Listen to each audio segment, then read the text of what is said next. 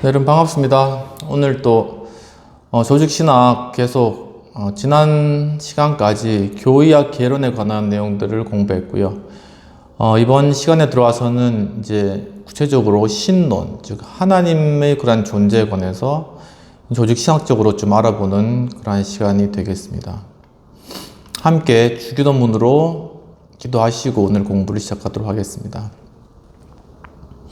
하늘에 계신 우리 아버지여, 이름이 거룩히 여김을 받으시오며 나라의 임하옵시며 뜻이 하늘에서 이룬 것 같이 땅에서도 이루어지이다.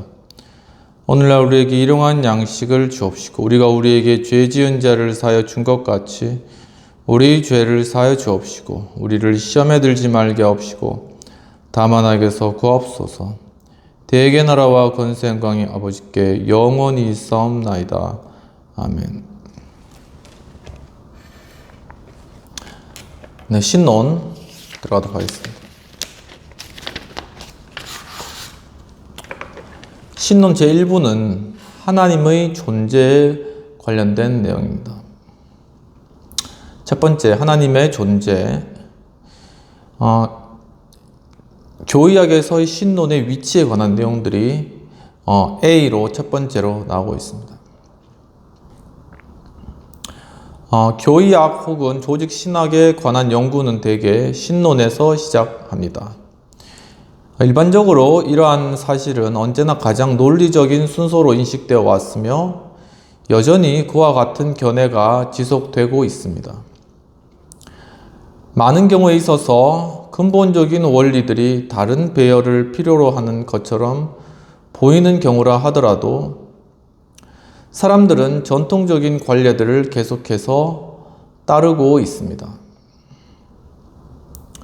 만약에 우리가 신학을 만물의 시작이며 근거이며 귀착점인 하나님에 관한 체계적인 지식이라는 전제를 계속 밀고 나간다면 신론으로부터 시작하는 것은 충분한 이유가 있습니다. 교의학이 신론으로부터 시작되어야 한다는 사실에 놀라기보다는 그 교의학이 그 모든 세세한 부분들을 통틀어 시종일관 철저한 하나님에 관한 연구가 되기를 기대하는 것이 당연할 것입니다. 실제로는 첫 번째 주제, 로쿠스, 주제만이 하나님에 관하여 직접적으로 논의하고 반면에 연이어 나오는 주제들에서는 그에 관하여 좀 더 간접적으로 논의되고 있는데 하나님에 관한 연구는 교의학이 의도하고 있는 바로 그것입니다. 우리는 두 가지의 전제들로 신학 연구를 시작하는데 두 가지 전제는 첫 번째는 하나님께서 존재하고 계시다는 그러한 사실과 두 번째는 하나님은 자신을 그의 신적인 말씀 속에서 계시하셨다라는 그러한 사실입니다. 또한 그 이유에서 우리는 하나님에 관한 연구로부터 시작할 수 있는 것입니다. 우리는 하나님께서 자신과 자신이 그의 피조물들과 맺은 관계에 관하여 계시하셨던 것을 배우기 위하여 하나님의 계시로 돌아갈 수가 있습니다. 시간이 흘러가면서 교의학의 자료를 구분하기 위한 여러 시도들이 행하여졌는데 그것이 교의학이 한 주제에 있어서 뿐만 아니라 그 모든 주제들에 있어서 하나님에 관한 연구임을 분명히 보여주기 위한 방식으로 행하여져 왔습니다. 이것은 삼위일체론적인 방법을 적용함으로써 이루어져 왔는데 교의학의 주제 자료 를 성부, 성자, 성령이라는 세 가지 제목 아래 정돈하였습니다. 이 방법은 초기의 조직적인 연구에 적용되었고 헤겔이 선호하여 다시 사용하였으며 마르테센의 기독교 교의학에서 여전히 찾아볼 수가 있습니다. 비슷한 시도가 브레큰리치에 의하여 이루어졌는데 그때 그는 교의학의 주제 자료를 1. 객관적으로 고려되는 하나님에 관한 지식 이 주관적으로 고려되는 하나님에 관한 지식으로 구분하였습니다. 이것들 가운데서 어떤 것도 그렇게 성공적이었다고는 할 수 없을 것입니다. 19세기 초기에 이르러서까지는 교양 연구를 신론에서부터 시작하는 것이 거의 일반적인 관례였으나, 그러나 슐라이마허의 영향으로 변화가 나타났는데, 그는 새로운 방법을 소개함으로써 신학의 학문적인 특성을 보장하려고 노력하였습니다. 인간의 종교적 의식이 신학의 자료로서 하나님의 말씀을 대체해버렸습니다. 하나님의 권위 있는 계시로서의 성경에 대한 신앙이 불신을 받게 되었으며, 인간 스스로의 감정적이거나 혹은 합리적인 이해에 근거한 인간의 통찰이 종교적인 사상의 표준이 되었습니다. 종교는 점차로 신학의 대상으로서의 하나님의 자리를 대신하게 되었습니다. 사람들은 성경 안에 주어진 중요한 사실로서의 하나님에 관한 지식을 인정하지 않게 되었으며, 하나님에 대한 탐구자로서의 자신을 자랑하기 시작하였습니다. 시간이 흘러가면서 마치 인간이 하나님을 발견하는 것인 양, 인간이 발견하는 하나님에 관하여 말하는 것이 상당히 일반적인 현상이 되어버렸습니다. 그리고 그러한 과정 속에서 이루어진 모든 발견들은 계시라는 거창한 이름으로 높여졌습니다. 하나님은 3단 논법의 말미에서나 혹은 추론 사설의 마지막 연결고리로서 혹은 인간의 사고구조의 주춧돌로서만 겨우 언급되어졌습니다. 이러한 상황 하에서 몇몇 사람들이 하나님에 관한 연구에서부터 교의학을 시작하는 일을 부적당한 것으로 여겼던 것은 당연한 것입니다. 그러나 그들의 주관주의에도 불구하고 여전히 많은 이들이 전통적인 순서를 따라서 교의학을 전개하였다는 사실은 참으로 놀라운 일이 아니라 할 수 없습니다. 그러나 어떤 사람들은 그 부조화를 감지했으며 다른 방식으로 박차고 나갔습니다. 슐라이마허의 교의학은 종교의식과 그 안에 내포된 교리들의 연구와 분석에 치중한 것입니다. 그는 신론을 연속적인 것이 아닌 단편적들 속에서만 다루었으며 삼위일체에 관한 항목으로 교의학을 끝맺었습니다. 그의 출발점은 신학적이라기보다는 오히려 인간학적입니다. 몇몇 중도파 신학자들은 슐라이마허로 크게 영향을 받아서 필연적으로 그들은 교의학 논문들을 인간에 관한 연구에서부터 시작하였습니다. 심지어 오늘날에도 이러한 순서를 따르는 이들이 있습니다. 그러한 현저한 보기가 커티스의 기독교 신앙이라는 저서에서 발견되는 것입니다. 이 책은 인간론으로 시작해서 신론으로 끝이 납니다.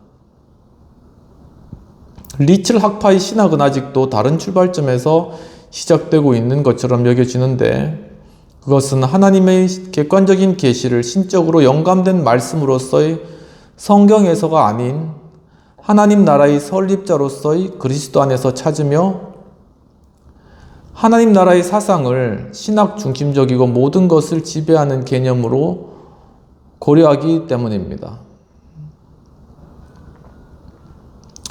그러나 헤르만과 헤링, 카프탄과 같은 리첼 학파의 교의신학자들은 적어도 형식적으로는 흔히 있는 순서를 따르고 있습니다. 동시에 그리스도론이나 그리스도의 구속사역의 교리에서부터 본래의 교의학 논의를 시작하는 1단의 신학자들이 있습니다. 스트롱은 신학과 기독교 신학을 구분하여 후자를 예수 그리스도의 성육신에 대한 표현과 분석으로 규정하며, 신학 개론에서는 첫 장부터 끝장까지 줄곧 성육신의 지배적인 개념으로 사용하고 있습니다. B는 하나님의 존재에 대한 성경의 증거가 되겠습니다. 인간에게 하나님의 존재는 신학의 위대한 전제입니다. 하나님이 존재하신다는 가정이 없다면 하나님에 관한 지식을 말하는 것은 아무 의미가 없습니다. 기독교 신학의 전제는 매우 분명한 형태의 전제에 속합니다. 그 전제는 하나님의 이름이 적용될 수 있는 어떤 중요한 것이나 어떤 사상이나 혹은 관념, 어떤 능력이나 목적적인 경향이 단순히 존재한다는 것이 아니라 만물의 근원이시며 모든 피조물을 초월하면서 동시에 만물의 모든 부분에 내재하시며 자존적이며 자의식적이며 인격적인 존재가 계시다는 것입니다. 이것이 과연 합리적인 전제인지 그렇지 않은지에 관한 문제가 야기되는데 이 문제는 긍정적으로 답변될 수가 있습니다. 그러나 이것은 하나님의 존재가 아무런 의심의 여지도 남겨놓지 않는다는 논리적 증거가 될 수 있다는 것을 의미하지는 않습니다. 이것은 하나님의 존재의 진리가 믿음으로 말미암아 받아들여지는 때에 이 믿음은 신뢰할 만한 정보에 근거하고 있다는 것을 의미합니다. 개혁파 신학 (Reformed Theology)는 하나님의 존재를 전적으로 합리적인 전제로 간주하지만 합리적인 논증으로 이러한 사실들을 증명할 수도 있다고 주장하지는 않습니다. 카이퍼 박사는 신존재를 증명하려고 하는 시도에 관해 이렇게 말하고 계신데, 하나님의 존재를 증명하기 위한 시도는 소용없는 짓이거나 그렇지 않으면 성공할 가망이 전혀 없는 것이다. 만약 구하는 자가 하나님이 자기를 찾는 자들에게 보상을 해주시는 분이라고 믿는다면 그것은 소용없는 생각이며, 또한 이러한 믿음을 가지고 있지 않은 사람에게 억지로 자신의 논리를 강요하여 믿게 하려고 한다면 그것은 전혀 성공할 수 없는 것이다 라고 했습니다. 기독교인은 하나님이 존재하신다는 진리를 신앙으로 받아들입니다. 그러나 이 신앙은 맹목적인 신앙이 아니라 증거에 기초한 신앙이며, 그 증거는 근본적으로 하나님의 영감된 말씀이 성경 안에서 발견되며 2차적으로 자연 안에 나타난 하나님의 계시 속에서 발견됩니다. 이 점에서 성경의 증거는 우리에게 명백한 선언의 형태로 다가오지는 않으며 더더욱 논리적인 증명의 형태로 다가오지도 않습니다. 그러한 의미에서 성경은 하나님의 존재를 증명하지는 않습니다.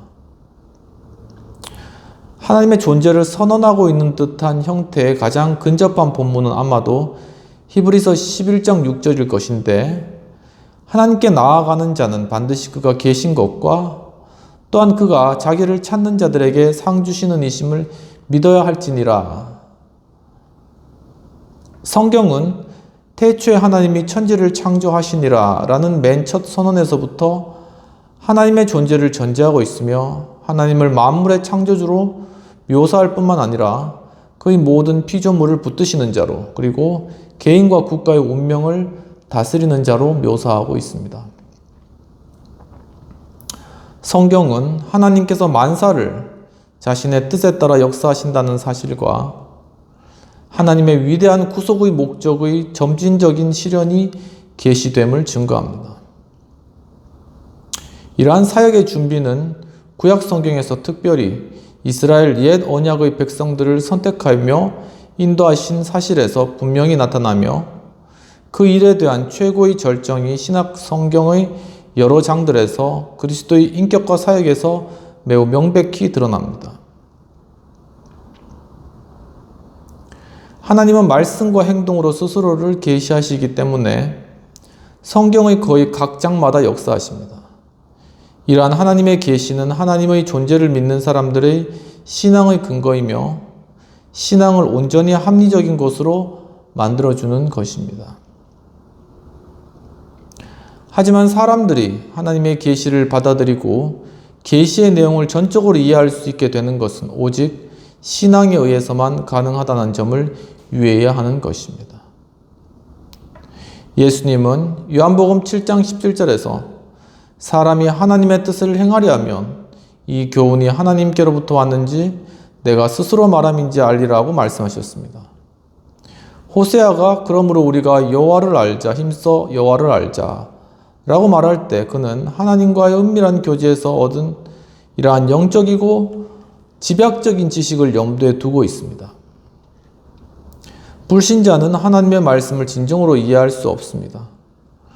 바울의 말씀들은 이와 관련하여 그 핵심에 매우 가까이 다가오고 있는데, 지혜 있는 자가 어디 있느냐? 선비가 어디 있느냐? 이 세대의 변론가는 어디 있느냐? 하나님께서 이 세상의 지혜를 미련하게 하신 것이 아니냐? 하나님의 지혜에 있어서는 이 세상이 자기 지혜로 하나님을 알지 못하므로 하나님께서 전도에 미련한 것으로 믿는 자들을 구원하시기를 기뻐하셨도다 라고 이야기를 하고 있습니다.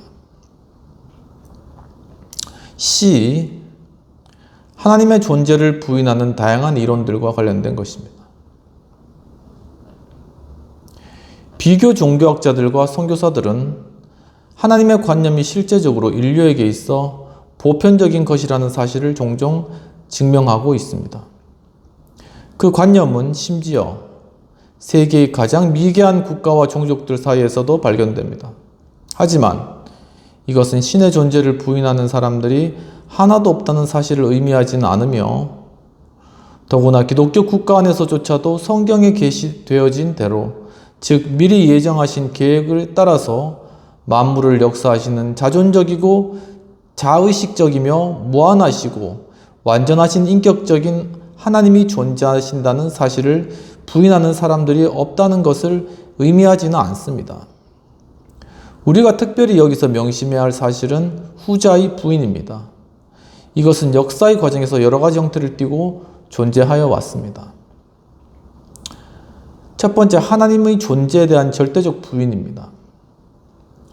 위에서 언급한 대로 심지어는 미개하며 특별 계시의 충격을 경험해보지 못했던 종족들 안에서조차도 하나님에 대한 관념이 인간의 마음속에 보편적으로 존재하고 있다는 강한 증거를 보여줍니다.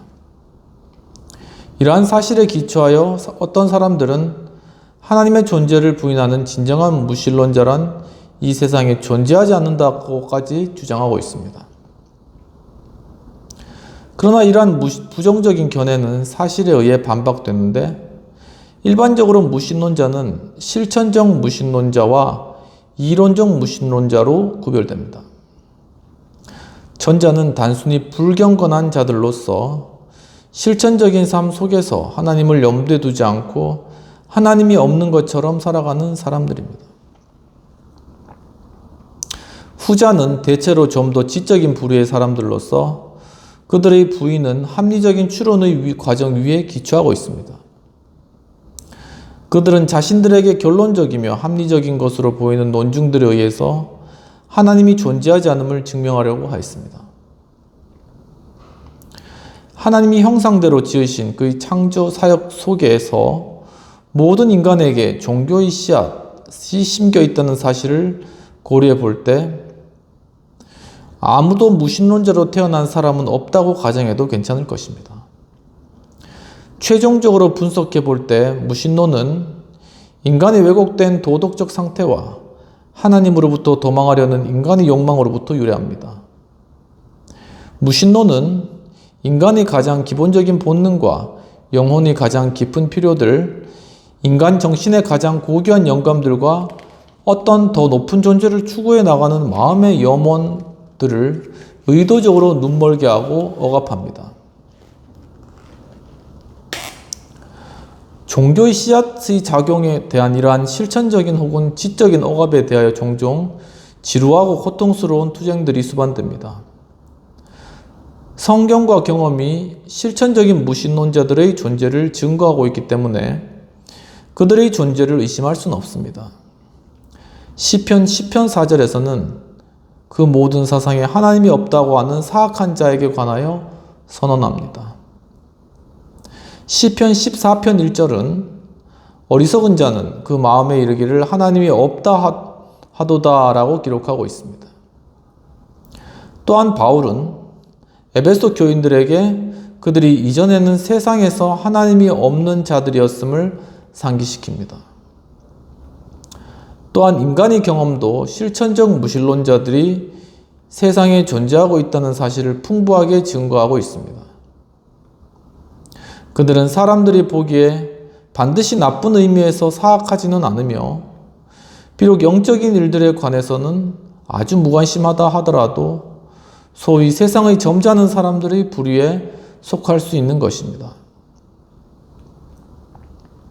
이러한 사람들은 흔히 자기들이 하나님과 화목하지 못하며 하나님을 만나려고 생각하기를 무서워하며 하나님을 잊어버리려고 한다는 사실을 잘 알고 있습니다. 그들은 자기들이 순조롭게 향해 나갈 때는 자신의 무신론을 은밀하게 기뻐하며 자랑하다가도 자기들의 생명이 갑자기 위험이 닥쳐왔을 때에는 기도하기 위해 무릎을 꿇는다고 인식되어 왔습니다. 미국 무신론 촉진협회에는 이러한 실천적인 무신론자들이 수천 명이나 가입되어 있습니다. 이론적 무신론자들은 다른 부류의 사람들입니다. 그들은 대개 좀 더 지적인 유형의 사람들로서 합리적인 논증에 의하여 하나님이 없다는 주장을 정당화하려고 합니다. 플린트 교수는 이론적 무신론을 세 가지로, 즉 첫 번째는 신적인 존재가 있다는 사실을 단호히 부인하는 독단적 무신론, 도그마틱 어세시즘이죠. 그리고 두 번째는 인간의 마음이 하나님의 존재 유무를 결정할 수 있는 능력을 가지고 있는지를 의심하는 회의론적 무신론, skeptical atheism. 그리고 세 번째는 하나님의 존재를 증명할 수 있는 확실한 증거가 없다고 주장하는 비판적인 무신론, critical atheism으로 구분할 수 있습니다. 이 이론은 종종 서로 제휴하고 있어서 그들 중에 가장 온건한 사람조차도 실제로 하나님에 대한 모든 신앙을 기만이라고 선언합니다. 이러한 분류에 있어서는 불가지론이 일종의 무신론으로 나타나는데 불가지론자들은 그러한 부류를 불쾌하게 여깁니다.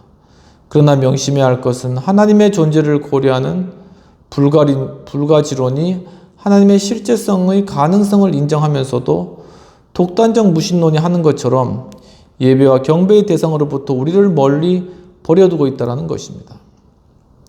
하지만 진정한 무신론자는 하나님이 없다고 적극적으로 주장하는 사람인 독단적 무신론자입니다.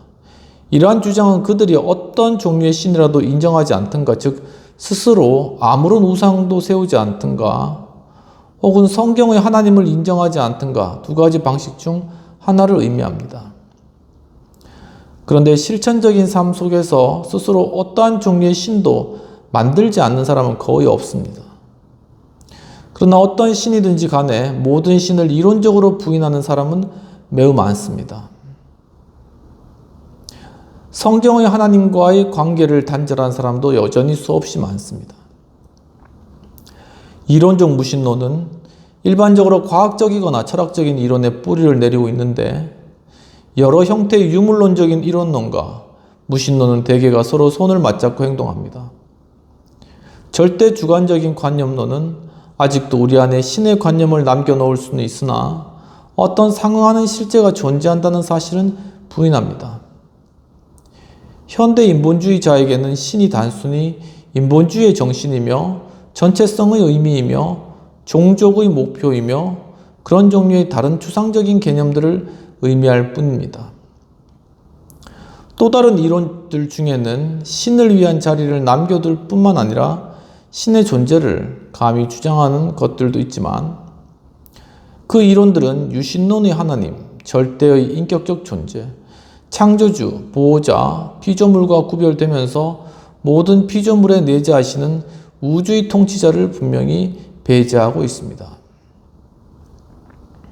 범신론, 팬테이즘은 자연과 초자연, 유한자와 무한자를 하나의 실체로 혼합시킵니다.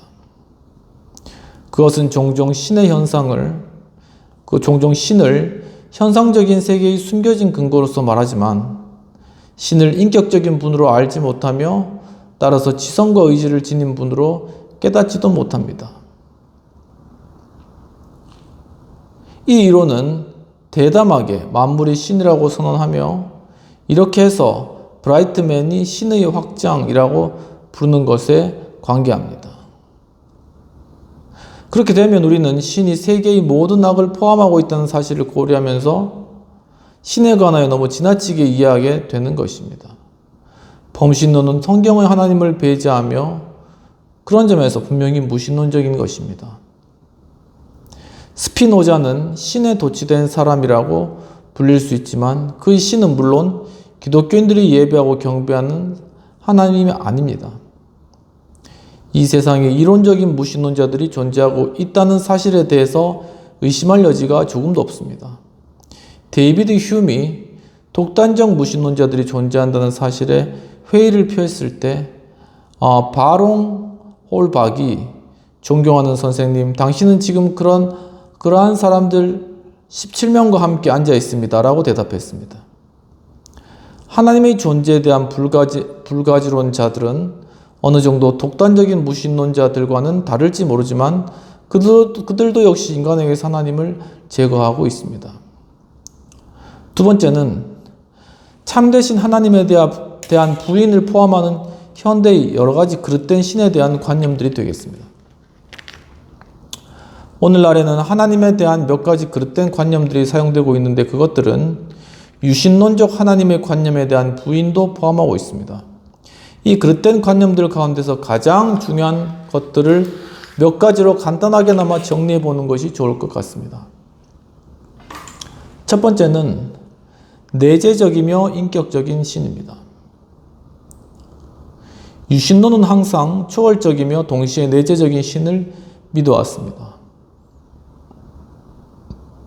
이신론은 세상으로부터 신을 배제하였으며 신의 내재성 대신 초월성을 강조했습니다.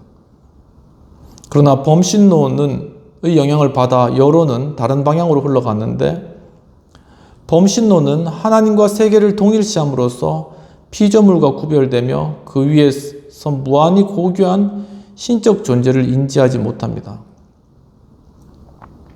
슐라이마호를 통하여 신과 세계를 연속선상에 놓으려는 경향이 신학에서 토대를 다지게 되었습니다.